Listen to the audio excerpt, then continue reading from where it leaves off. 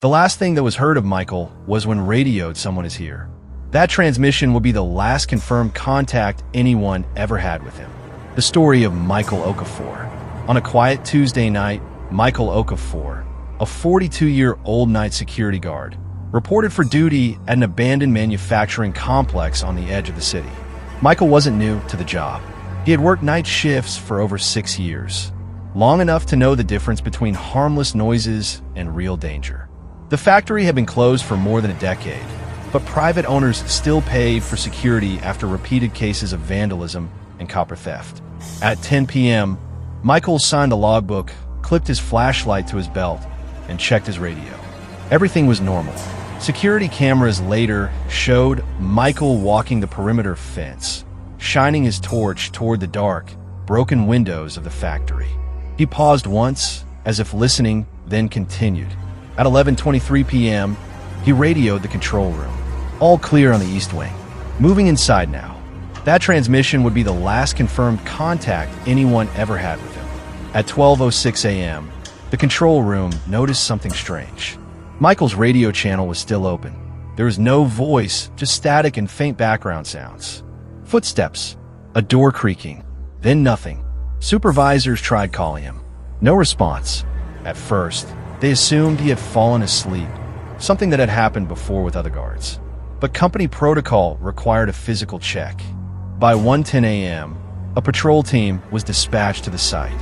When the team arrived, the factory gates were unlocked. Michael's flashlight was found on the ground near the entrance, still switched on. His cap lay a few meters away, but there were no signs of a struggle. Inside the building, his radio was discovered on a concrete desk, its button pressed down, as if someone had intentionally kept the channel open. Michael himself was gone. No blood, no broken glass, no footprints, despite dust covering the floor. It was as if he had simply stepped out of existence. Police initially treated the case as a possible walkaway, but that theory quickly fell apart. Michael had left his phone, wallet, and ID behind. His salary had just been paid. He hadn't touched the money. He was scheduled to attend his daughter's school event the next morning. His family insisted Michael would never abandon his life. When detectives reviewed camera footage, they found something unsettling. At 11:41 p.m., one interior camera briefly glitched, showing static for 14 seconds. When the feed returned, Michael was no longer visible. No one was seen entering or leaving. As days passed, rumors spread. Some workers claimed the factory was used years ago for illegal dumping. Others whispered about underground tunnels built during the military era. Police searched every room. They brought in dogs. They drained nearby drainage systems. Nothing. Then a former employee came forward with a chilling statement. That building has a basement nobody talks about. It was sealed after an accident. When authorities broke through the concrete seal, they found nothing inside. No body, no evidence, just an empty space. Months later, a technician re-examining archive radio data discovered something everyone had missed. In the static from Michael's last open transmission, there was a faint whisper, almost buried beneath the noise.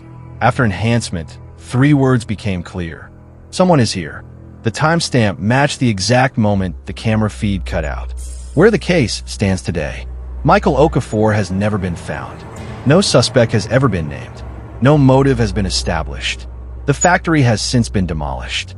But former security staff say that even now, years later, unused radio channels sometimes activate on their own, broadcasting nothing but static.